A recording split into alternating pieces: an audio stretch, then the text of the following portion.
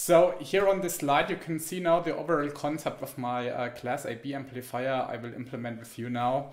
The good thing actually is that last time as I was implementing my Class D amplifier, I designed it this way that you can supply it just with a single 24-volt supply. Let me explain you what I'm doing here. So here you can see my audio input signal. This will be fed into the audio amplifier. Here you can see my supply. This is just 24 volts against ground. One time I will invert my audio signal here, and then I will amplify the signal actually both times. So one time in a normal phase and one time with an inverted phase. But as you can see here, the offset of the output stages are biased actually at half the supply voltage. So which means if I supply my amp, of course, with 24 volts, I will have 12 volts here. But as the speaker is in the end connected differentially between the two amplifiers, the speaker will not see the DC offset, so it will only see actually the sine wave here of the audio signal. So I would say let's start with the simulation project. So I'm now here in the transient simulation of my Class AB amplifier, but now let's have a look in detail what's going on here. Maybe just for your overview that you know what blocks are there. Here on the upper right edge I have my supply source, my reference voltage, my audio input source, and also the output load of the speaker here. Here on the upper left edge I have my signal inverter, which is needed for the negative side amplifier stage, and here I have my both output amplifier stages. The upper one is amplifying the positive signal wave and the lower one is amplifying the negative signal wave. But now let's zoom in. So here, as I said, I have one time my supply voltage, which is a single-ended 24-volt supply. You can also see this here. Then I'm generating one time the split voltage, which is actually 12 volts, which is needed for the output offset. You can also click in here. This is actually 12 volts. I have here my audio input signal, which is a 200 millivolts peak signal with 10 kilohertz frequency. So you see, and this is actually my speaker load. I have connected here a 4 ohm speaker differentially between the output stages. This here is just an, let's say, amplifier with a gain of 1, which is just sensing the signal differentially and put it out to a common mode signal so that I can just monitor it here. And if I have a look on the signal here, you will see it is already correctly amplified. So I have here now 0 volts offset, so it's a pure AC signal which runs up to plus and minus 12 volts. So now let's have a look at my inverting amplifier. So if you have already a basic understanding of how op-amps are working, you might guess that I'm just using an inverting amplifier. But how does it work? I mean, I don't want to go in detail now of how an operational amplifier is working, but what I have done here is basically that I just built an op-amp out of a standard device like transistors and resistors here. Every analog circuit at first needs a biasing current, which I set to 1 milliamp here. And to get a 1 milliamp biasing current, you need at first a current mirror. So I'm just using my 24 volt supply here, and I'm syncing a reference current here to ground through this transistor here. And as I have here basically one diode drop of voltage at this point, you see 600 millivolts, I basically need a 23.4 kilo ohms resistor, which limits my current to 1 milliamp. And if you have then further transistors which are connected to the base of here this reference transistor, the currents are also copied to the other transistors here. And also to this one, as you can see. Then I'm connecting here my differential stage to this current sinking point of 1 milliamp. I have here my positive input, here my negative input. I have once again here a current mirror to increase the current gain of this differential stage here, and then I just connect a further output stage here, which is also biased with 1 milliamp. And as you know how an operational amplifier differential stage is working, you might know that the 1 milliamp current here is basically split to the left side and to the right side to both 500 microamps basically. But if you modulate here on the negative input and to the positive input so that you get like a voltage offset between those two base inputs, the current will be more increased to the left side or more increased to the right side. And then the voltage here at this point is actually some kind of modulated. And then I connect just the further transistor here, where some base current out of this transistor is actually synced into the right positive side of my difference amplifier. And the more current which is synced here out of this transistor, the more the voltage here at this output is actually modulated. And this is basically all how an op-amp is working. And I have basically here my 12 volts as a reference input. And if I have here 12 volts as reference input, all the circuitry will work in this way that it will also regulate this point to also 12 volts basically. So every distortion in this loop, which is actually obtained here by my audio signal, because basically it's a distortion for this loop, will be regulated out then in the end here. And if I feedback this point, I will also have the signal here then once again, but only in an inverted manner. So if I have then here some decoupling capacitors, you can see I have here one time my positive phase signal and here one time my negative phase signal. And this capacitor here is just basically to obtain feedback loop stability, but I will show you later on how to get the correct value for this capacitor here. Yeah, but now let's come actually to the more important point of my amplifier, because we have just discussed now the inverting amplifier for inverting the signal for the one-side amplifier, but actually now we are needing our real amplifier, which is actually really able to drive the couple of amps which is actually consumed by our output loudspeaker.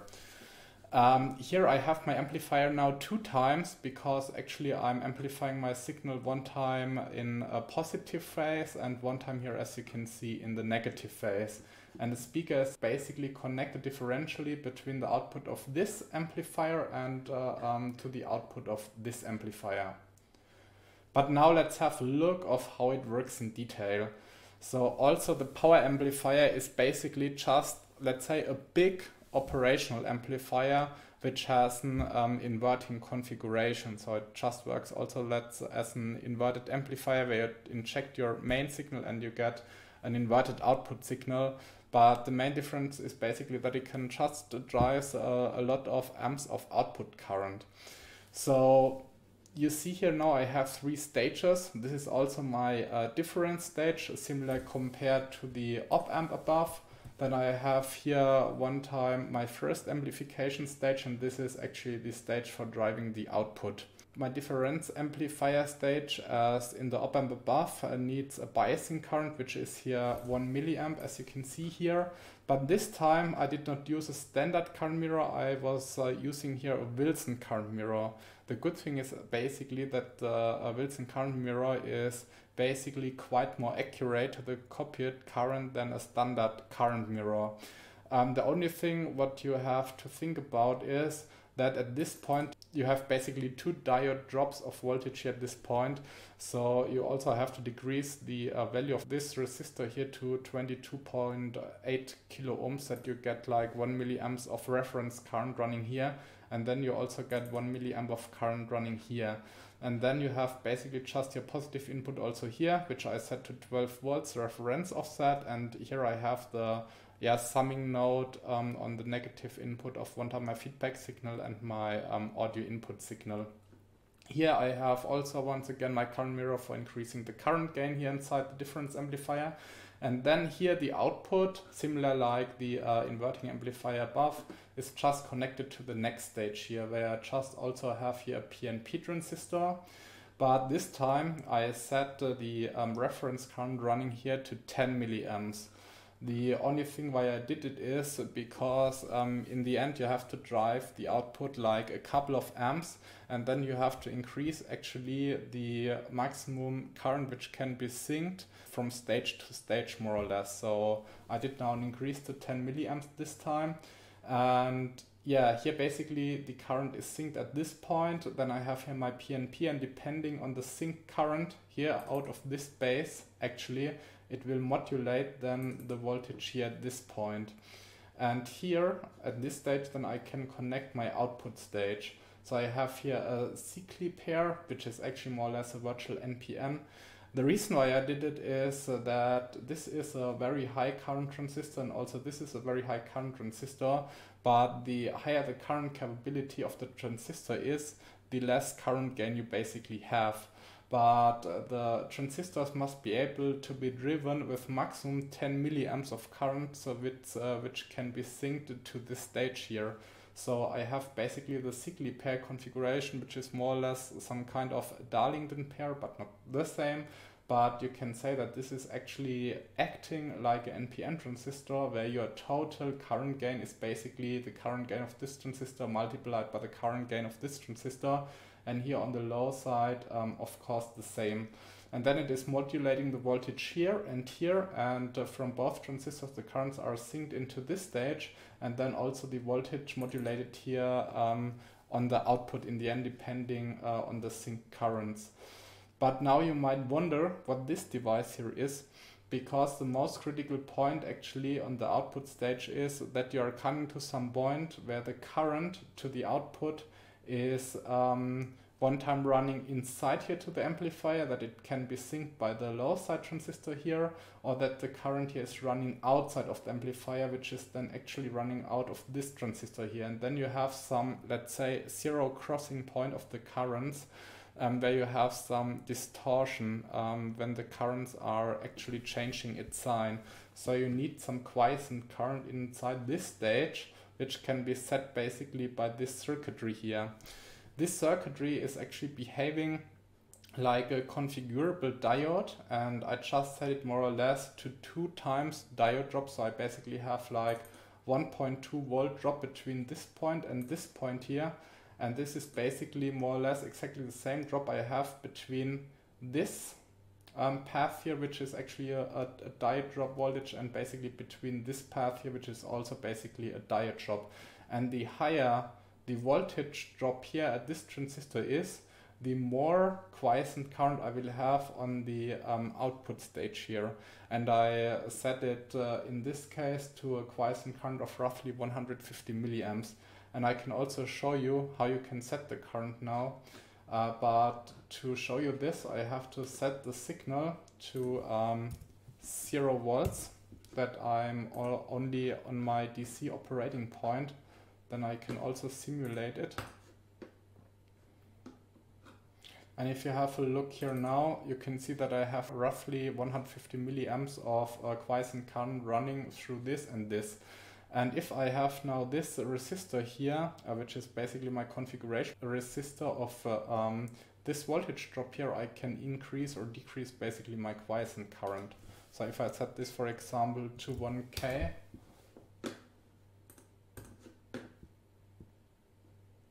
then you see that my quiescent current is basically at 2 amps. But you will not do this practically, because if you are sinking constantly 2 amps of current but at 24 volts, you will have basically like 48 watts of constant power dissipation, which is basically too much. So let's set it back to 740.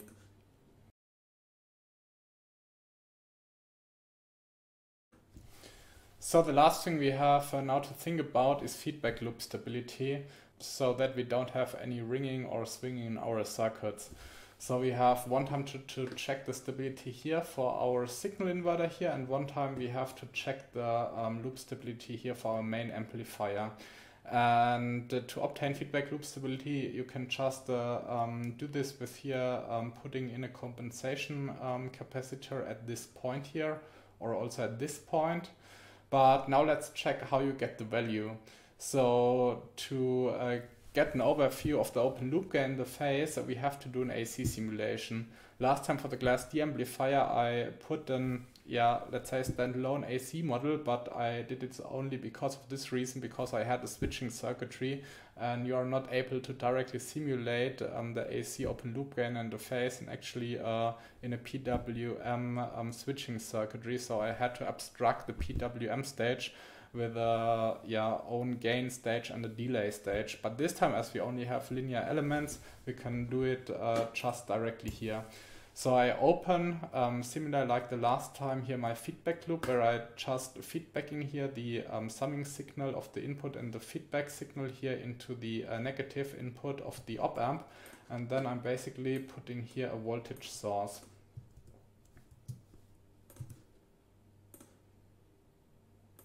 Put it one time here, put it one time here.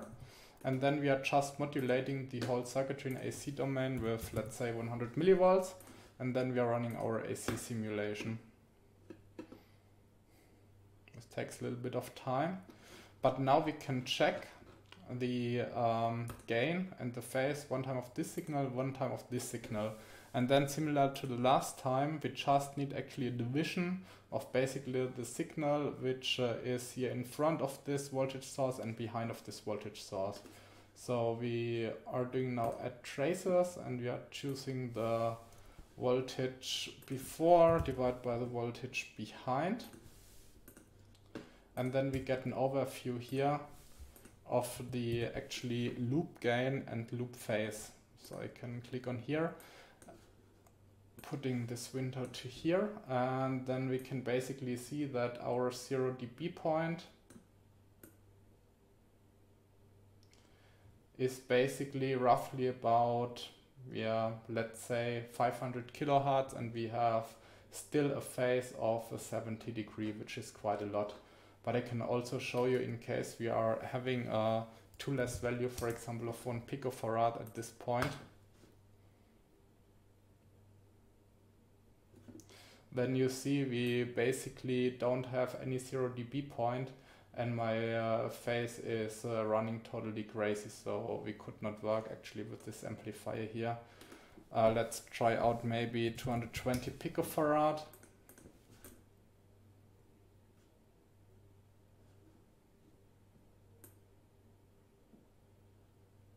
So we also don't have our 0 dB point here. Let's try out 470 pico.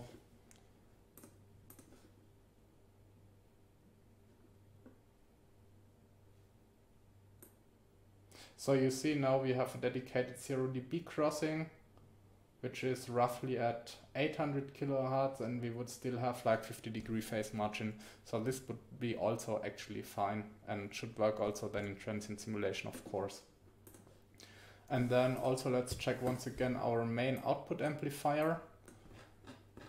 I just did a compensation at this point to check the stability here. We are also just putting here an AC voltage source.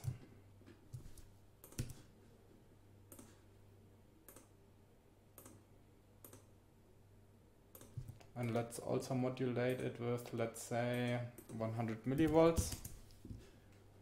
Simulate.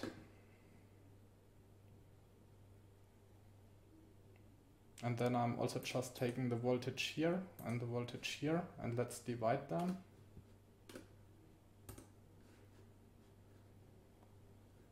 This is the number 23 divided by 24.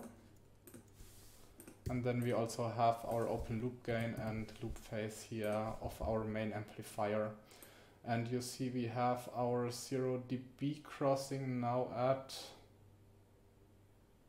roughly 216 kilohertz with a phase margin of 85 degrees. So also this amplifier is extremely stable.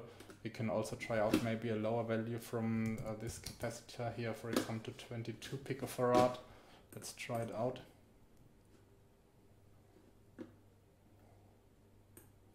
And now we see, of course, our frequency of the 0 dB point will increase to roughly even above 1 megahertz. And we still have a 66 degree of phase margin, so this would be also actually fine and should also work in transient simulation in the end. Yeah, I hope you also liked this time my video finally once again. As there was last time with my Class D amplifier project, the request if I can share the simulation files, I uploaded them to my GitHub page, which I will also share in the link below here, below this video. But I will also share this time for the Class AB amplifier, of course, the simulation file, so you can just simulate yourself in LTSpice. And yeah, next time maybe I will have a more detailed video about digital signal processors. So let's see and have a great time. Bye.